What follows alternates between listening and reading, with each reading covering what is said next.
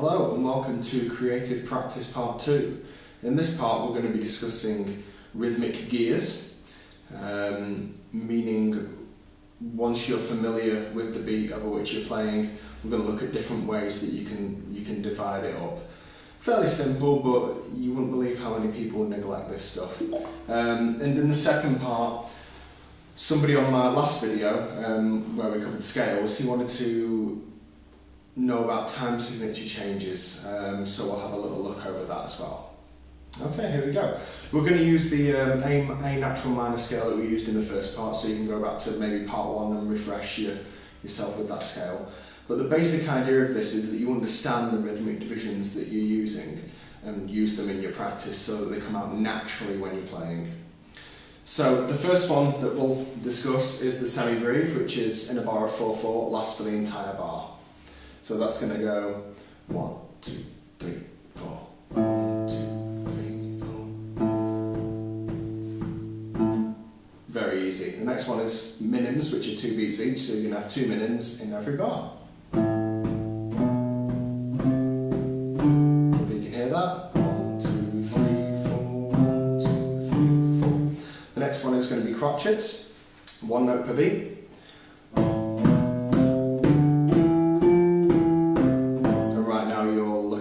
We know what a crotchet is. Next one is quavers, 2 notes per beat. The next one will be quaver triplets, 3 notes per beat. You should count tripola, tripola, tripola.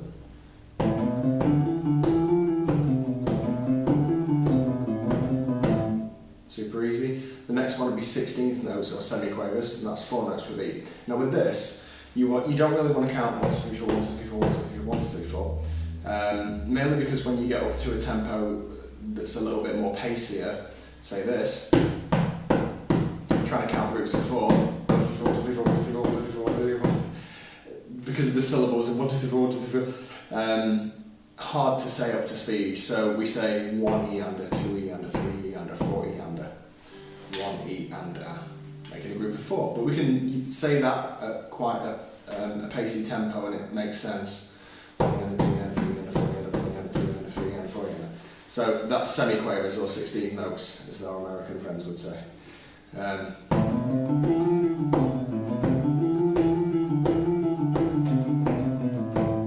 Okay, we're not going to go any further than 16th notes today. I will do a lesson on syncopation and breaking up rhythms later, but in your practice, when you're playing around that, keep within your scale and just loop little sections, like nothing but triplets for a minute. So maybe something like this. I'm not going to do a minute.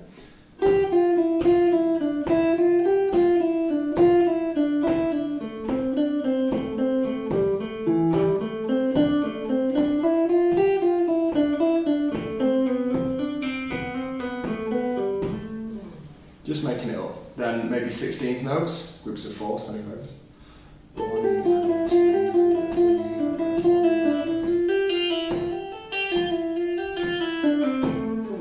For a minute, non-stop. Then start to mix these up. So maybe some, just some crotchets, quavers, maybe a minim in there.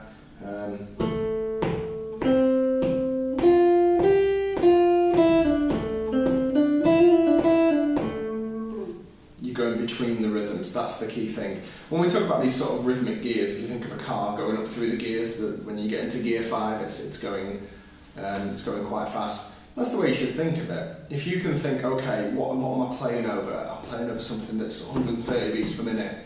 Can I play semi-quavers, groups of 4 at this speed? No, I can't. Okay, well I'll just go for triplets. It's a great way to realistically set your speed. Okay, moving on to time signatures. Time signatures, where to begin with this? Everybody's familiar with the basic 4/4 groove. Let's explain that a bar of 4/4. Most pop and rock music is in this time signature. The top number refers to 4/4. The top number refers to how many beats are contained within one bar, in this case 4. And the bottom number, which is another 4, refers to the value that is given to each one of those 4 beats in the American system. So 4 quarter notes, meaning 4 crotchets. Each of those beats is worth a crotchet. Okay, so you could fill a bar with 4 crotchets. 1, 2, 3, 4. Hopefully that makes sense.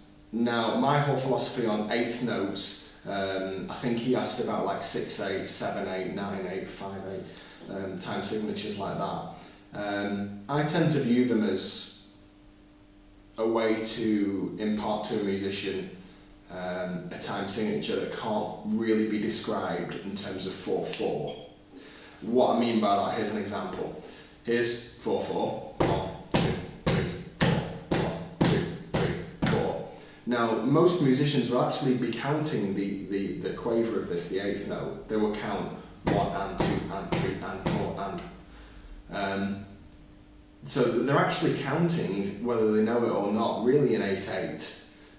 So this is the next step, me convincing you that 4/4 is the same as 8/8. Here we go. Here's your bar 4/4. 1, 2, 3, 4. Some people count like this.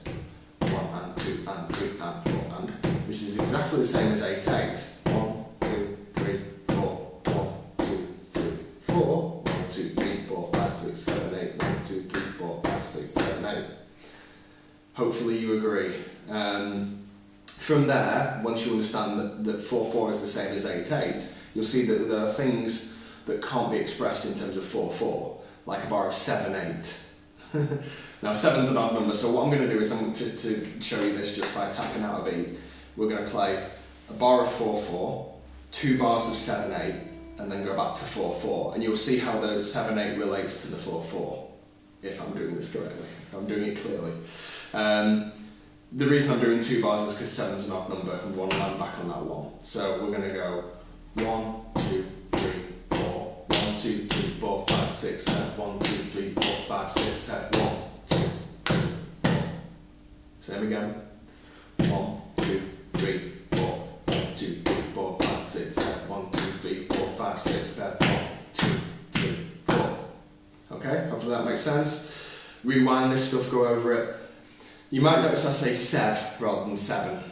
1, 2, 3, 4, 5, 6, 7. 1, 2, 3, 4, 5, 6, 7. The reason being, if you say 7, you can run into this problem because 7 has 2 syllables. 1, 2, 3, 4, 5, 6, 7. 1, 2, 3, 4, 5, 6, 7. You can accidentally maybe say 8. So when you're counting 7, 1, 2, 3, 4, 5, 6, 7. 1, 2, 3, 4, 5, 6, 7. Use it that way.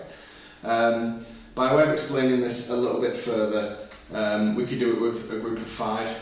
1, 2, 3, 4. 1, 2, 3, 4, 5. 1, 2, 3, 4, 5. 1, 2, 3, 4. So you see that was a bar of 4/8, 5/8, 5/8. Sorry, 4/4, 5/8, 5/8, 4/4. 8th note time signatures are a way of describing stuff that you can't fit into a bar of 4/4. That's the easiest way to view it. Also, if you have a reference for a piece of music that kind of typifies that, let's think. It's generally thought of, crazy time signatures are often thought of as it being in crazy heavy rock music like Dream Theater and Rush. I love Rush. But if you've got an example for this, something that's in 5/4 would be 7 Days by Sting. Go on YouTube, research 7 Days. Something 7, God, there's loads. Pink Floyd is the most famous one. Money by Pink Floyd. Everybody knows that riff. I think it's in B. Let's have some volume, that'd be good as well.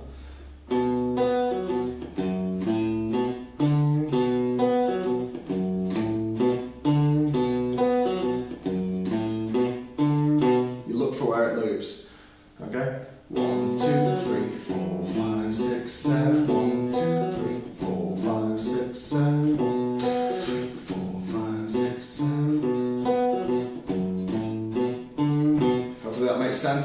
What you might experiment on doing, if I kick in some filth here, going back to the scale that we used for the last two, the last lesson and this lesson, the A minor scale. Count 1, 2, 3, 4, 5, 6, 7, and play on every one of those 8th notes, just to get used to a group of 7.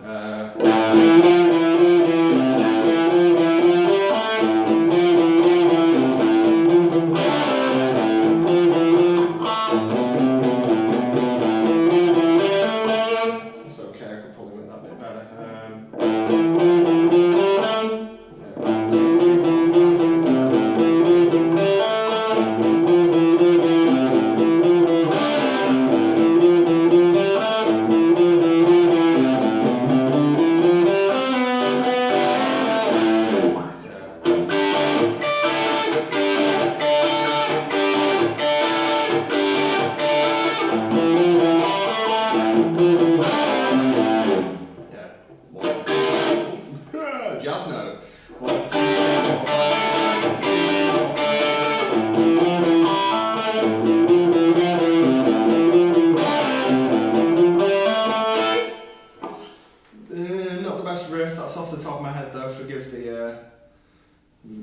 nice note in there. Hopefully that makes sense. I'm doing this video really quick, I've got to go out. Post some responses, some comments, things you'd like to see in upcoming videos, and once again I hope this lesson serves you well. Thank you very much.